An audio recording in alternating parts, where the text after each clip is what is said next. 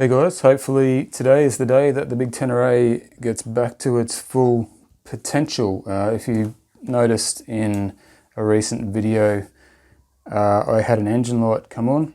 It hasn't gone away by itself, obviously. I think with a lot of these modern engines, bikes, cars, whatever, you get a fault code, you've got to take it to the dealer to get it cleared. I'm fairly certain it's going to be an O2 sensor fault on this occasion because the light did come on while doing a water crossing. I'm not sure if O2 sensors can just go back to working normally after they've faulted and had water on them or whatever, but I guess we're going to find out. But I do know that, yeah, that engine light isn't going away until it gets cleared. Now, rather than taking the bike to Yamaha and paying them 60, 70 bucks, whatever it is, to get them to clear the code, I went onto eBay and purchased one of these OBD2 Bluetooth readers that just connects to your phone. They're about $25, I think, cheap as chips. They can read a number of codes, error codes, and also clear them and get your engine light switched off as well. They also have a lot of other features like reading real-time data from your ECU, but I'm not interested in that stuff at present. Just keep in mind, guys, these are designed to plug into a car, so it's got a fairly large plug there to connect it to your Tenere. You can get these adapters. That was like $16, I think. So obviously it goes from that big plug to your 4-pin Yamaha. So for about $35, $40 all up, you can clear your own codes, hopefully. I've never done this before. We're going to find out how hard it is together. With a lot of these, you do need an Android phone. They won't work with iOS or Apple devices, unfortunately. I'm not sure why. You can get Wi-Fi ones that will work with iOS, as far as I know. Anyway, let's get into it. Firstly, obviously, we need to take the seat off the bike so we can get to the little plug that we need to connect this to.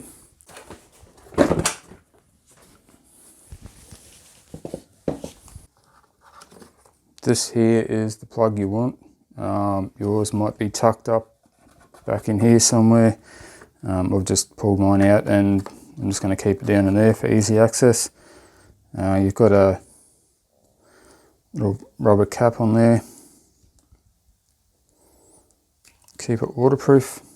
So hopefully this will connect to my little adapter here. Beautiful. And then I'm guessing we plug that into there. And we have lights on already, even though the key's not on, so that's good, I guess. Alright, so from what I've read, we need to pair the reader to our phone using Bluetooth. If I can figure out how to use this phone, I had to dig out an old phone because I use my regular main phone for recording audio when I'm doing these videos. Alright, so I've gone into Bluetooth on the phone and it's come up with the OBD2. It's coming up asking me for a code. I'll put in 0000.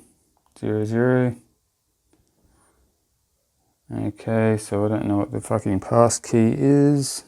Try 1, 2, 3, 4.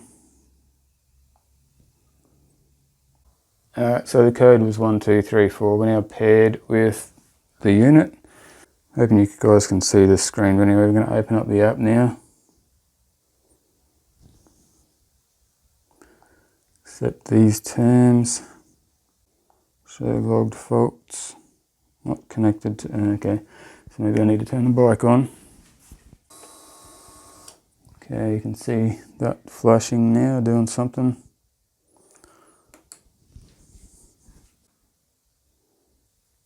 Go into fault codes again.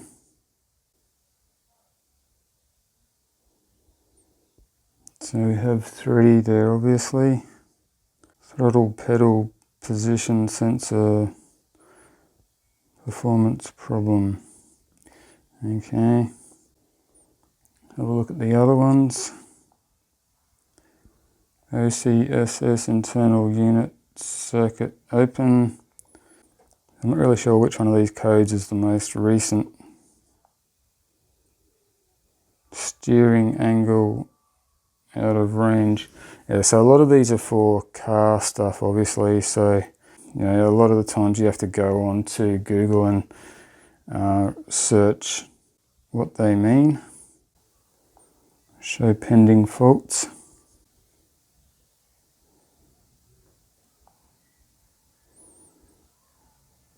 Unknown code.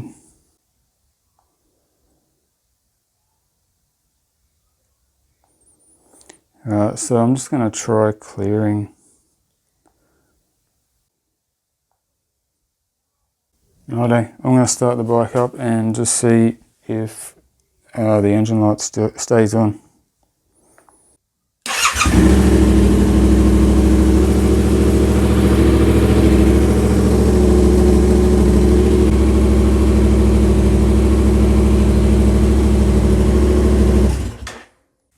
So yeah, as you can see there guys, the engine light has now gone off. What I'm going to do is just disconnect the reader, and I'm going to go for a nice ride, about half an hour.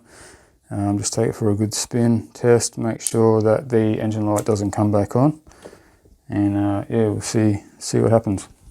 Now don't forget to stick your waterproof rubber cap back on there once you're finished. Alright, so far so good, the engine light's staying off. So before I jumped on the bike, I had a quick Google of those two main codes that were there. One was P0055 or P0055, and the other one was C1555, and I couldn't really find anything sort of that would make much sense to a motorcycle pertaining to those two codes. So both of them, I found pages that had mention of the O2 sensor, so yeah, I don't know. So obviously guys, I know that, you know, I haven't fixed whatever the problem was. Just clearing that code isn't fixing the problem, but I do know that the O2 sensor is a problem for, you know, all these modern vehicles that, you know, especially off-road motorcycles that you know, get taken through deep water from time to time, and obviously the O2 sensors don't like getting wet. So with any luck, that was my problem.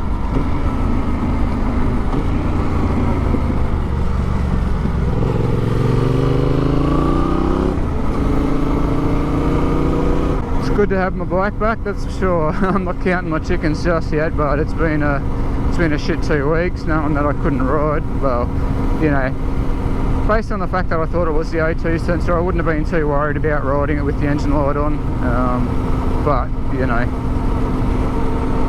I'd rather have it cleared now, do a little bit of local testing on the bike to see if it's going to come back on, and you know, if it stays off, then I'm happy to go out in the bush and do a proper ride, you know. So yeah, if you know anything about Yamaha fault codes, guys, if you got any idea of what those two P0055 and C155, if you got any idea what those two mean, let me know in the comments below. If I find out anything in the meantime, I'll add it to the video description, or, you know, in a pinned comment down there or something. So yeah, I've done 5 kilometers now and still no engine light, so yeah, looking good. As I said, there are a ton of options for OBD2 readers out there. If you're interested in getting the one I got, which you know, worked for me, you know, I had no dramas. It connected to the Bluetooth first go. You saw it in real time. Installed that Talk app on my phone. There's a free version there that does I think a lot of the basic stuff, but it reads codes and clears codes, and that's all I need. So I think the paid version was like $5 or something like that if you wanted to get the full version without ads and a few more features. Okay, I am officially calling this a success. It's been a few days now. I've been for a couple of not long but decent little rides around the streets and whatnot, and engine light hasn't come back on. The bike's running perfectly. If you're interested in getting the same little setup that I got here, They're quite cheap units. There'll be links, eBay links in the description, guys, and also a link to the Android app that they recommend for this one. Anyway, super easy to do. If a muppet like me can work it out, you'll have no worries. Things are already paid for itself, so bloody ripper. Hopefully this video has helped you get rid of your pesky little engine warning light. And with that, we'll see you guys on the next one. Thanks for watching. Cheers.